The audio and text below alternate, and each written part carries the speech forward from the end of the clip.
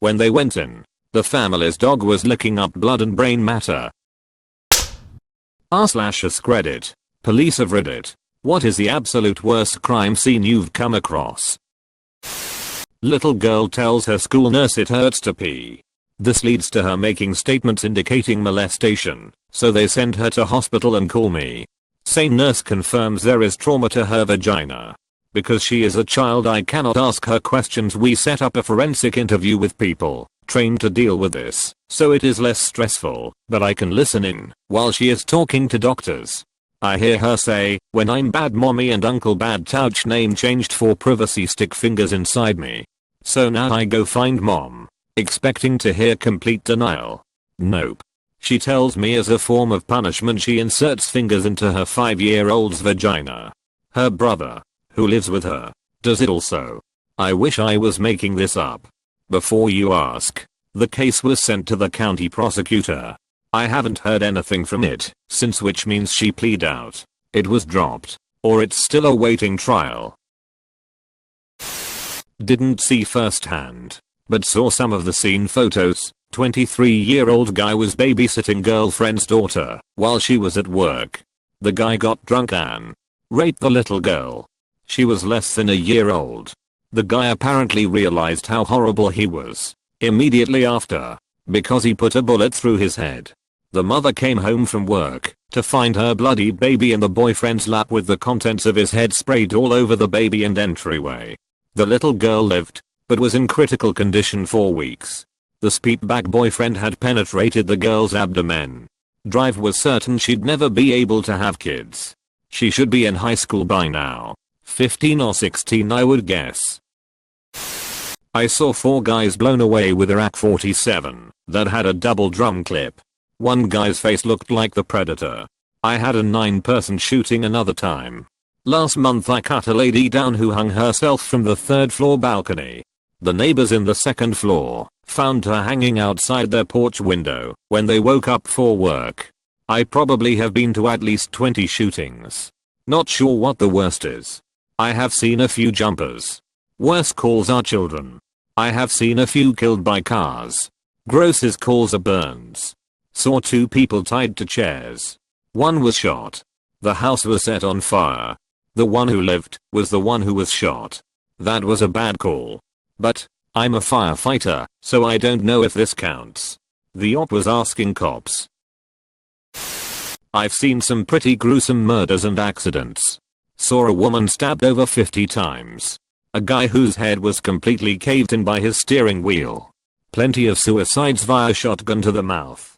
The one that stands out to me the most wasn't fatal, and it wasn't even that gruesome. Some guy got high on PCP and thought everyone was a demon. An older woman, early 60s woman, was driving by, and he decided to fight her. Pulled her out of her car, and pummeled her face. Knocked her teeth out. Bruised her face real good. Gave her brain damage. She was conscious throughout the entire ordeal, and I was the first on scene. It shocked me, because she was minding her own business when this asshole decided to ruin her life. It was random and unprovoked. If I'm not mistaken, she had to quit her job due to memory issues from the brain injury. On top of that, we had to fight the guy for a good 3 minutes until we got him into custody. He was a big guy and got roughed up pretty good, but he was feeling no pain at all. My taser had absolutely no effect. We only got him into cuffs when 6 officers held him down and pulled his arms into place. He then proceeded to spit blood on us. Not very relevant to this thread, but I had this happen a couple weeks ago. A customer collapsed and had the biggest grand mal seizure I've ever seen in the showroom at my work. He collapsed in a really tight corner, pulling a bunch of merchandise down on top of himself. So once we dug him out from under the tools and whatnot, I squeezed in behind him to protect his head. We couldn't turn him on his side because of the tight space. So he's slobbering like crazy, and at some point he bit his tongue, so he was bleeding at the mouth. I didn't have a sweater or anything, so I just had my hands on the floor under his head. Not ideal, because a seizing person can totally smash your hands with their head, but I didn't see another option. My hands got skinned up, but not really hurt. So I'm protecting dude's head and talking to him. "You're okay. You're having a seizure. The ambulance is coming. I got you, and all of a sudden he stops breathing. His friend is standing there screaming, he's not breathing. He's not breathing. Again. We couldn't roll him.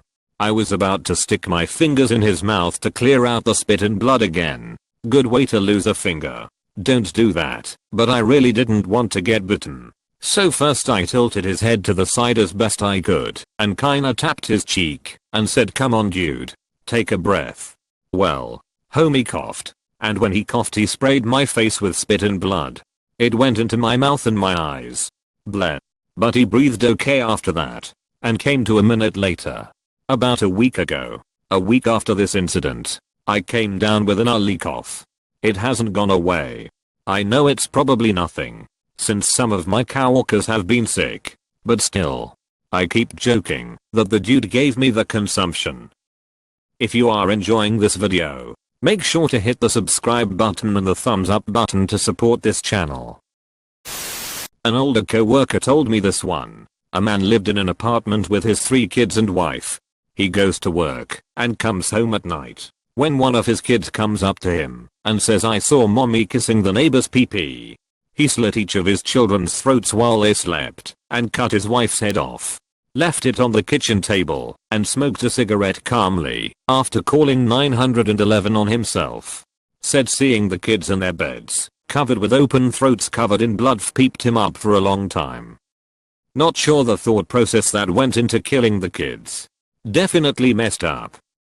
Familial destruction isn't well understood, but the best guess seems to be that when a man, usually a man, is unable to continue to live in accordance with his view of himself and his role, he prefers to destroy everything than allow them to live with his failure. Though usually he at least has the grace to commit suicide as well. I know a guy who is a jail guard. And he also worked in TBS, Dutch equivalent of jail for people with severe mental health problems. There was this schizophrenic guy who was convinced he was a dog. Now that might just sound sad and pathetic, but the guy actually bit someone in the throat and shredded his jugular. He tried to do it in jail as well, and he now has to wear a muzzle 24/7. A guy high on dust aka PCP went over to his adult sister's house right before they left for a family birthday party. As the family is packing the car up, the guy remains behind in his 7-year-old niece's bedroom, still high on dust. His niece forgets something in her room and runs back upstairs into the apartment. As soon as she reaches the apartment, she hears a gunshot. She walks into her room and sees her uncle pronounced out on the floor, bleeding profusely from the back of his head. Brains all over her bedroom wall. Family calls 911. I show up, walk in, and assume the guy is dead by lack of movement and loss of blood. Find the gun. Make it safe. And out of nowhere hear a huge deep breath and see the guy's chest moving. With half of his brain blown apart, the guy was still alive for at least 10 minutes but unresponsive. Medics transported to hospital where he died, but donated his organs. In the end, it's the little girl who will live with that picture of her uncle for the rest of her life. It would be nice if you could take every kid out of every bad situation, so they have a fighting chance to live a normal life.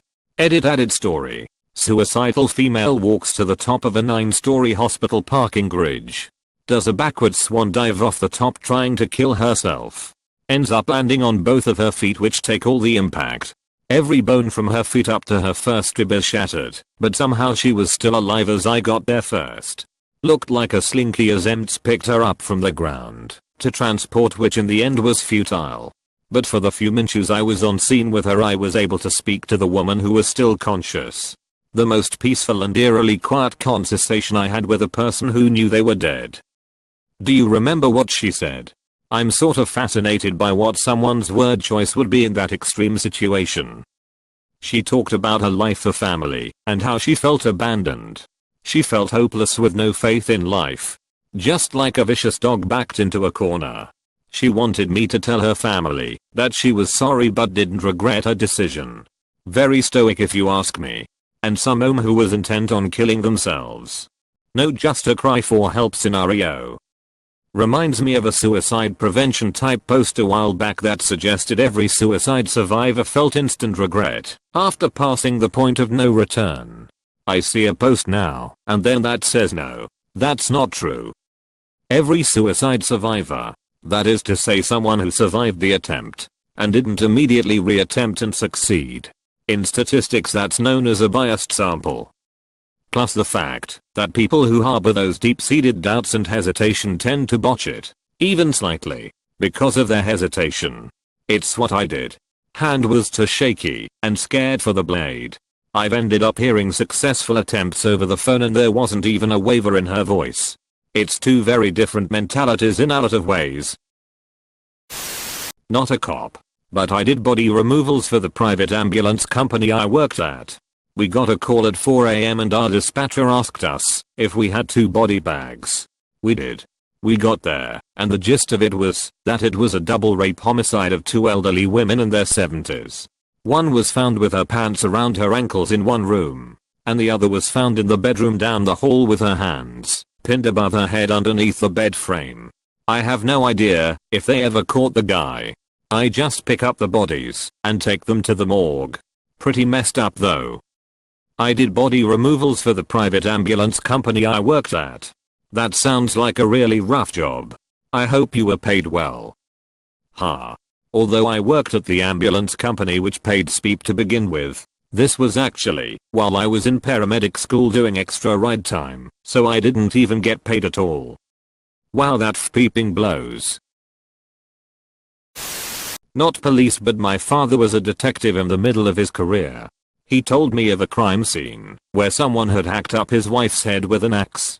When they went in, the family's dog was licking up blood and brain matter. A guy came back mid-deployment and asked his wife for barks. She stated that they didn't have enough money and they started arguing about finances. The guy leaves his house and comes back a short while later when his wife is in the shower. He drags his wife out of the shower and puts her head in between the toilet bowl and the toilet seat, takes the porcelain toilet cover and proceeded to beat her to death with it. Awful bloody mess of a scene. I recently went on a ride along and got to hear a number of stories that happened here in Portland. The absolute worst story was regarding a woman who had died in her home. The police arrived, cleared the home, and found the woman laying in her living room. The neighbors hadn't seen her for a while, so they believed she had been there for a number of days. She also had a dog, and when the dog got hungry, it started to eat her face. Her cheeks were gone, skin around her neck and forehead. They started their regular procedures when Mike, the cop I rode along with, thought he heard something and examined her closer. She was breathing. It was faint, but she was absolutely breathing. A stroke or some sort of brain aneurysm had paralyzed her and taken her speech. She had to lay there and literally have her face eaten off her by a dog she couldn't feed. She died later in the ICU. Not a policeman, but I know a former forensic scientist. She described a case one time where a father of 2 didn't receive custody of his kids after a divorce. He flipped out and kidnapped his kids. A homeless man handed in 2 plastic bags into a police station a few days later of body parts that had been cut up.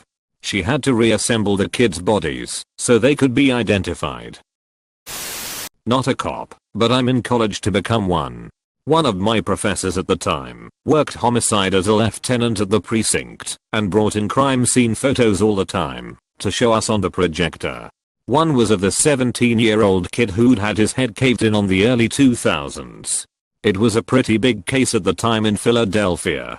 He worked construction part-time and walked home every Friday with a couple $100 in cash for his pay. His best friends, 1 girl and 2 guys, all in the 16 to 18 range, wanted to make a quick buck. The girl lured him to this regular meet-up spot for peep out near some woods. When he started taking his clothes off, the 3 friends jumped him.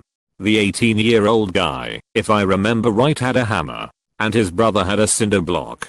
Kid didn't stand a chance.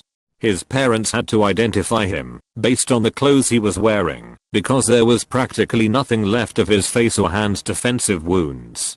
The brother got tried as an adult and got 25 to life. The 18-year-old got life. The girl got 15 for ratting out the other 2. Edit. Yes, this is a case of Jason Sweeney. Murder for 200 split 3 ways. How many brain cells do these idiots have? I was mugged at gunpoint after a closing shift in the early zeros. I had something like 8 in my pocket and ratty shoes, no jewelry or watch, and it was before cell phones were a thing. So I literally had nothing on me of any value.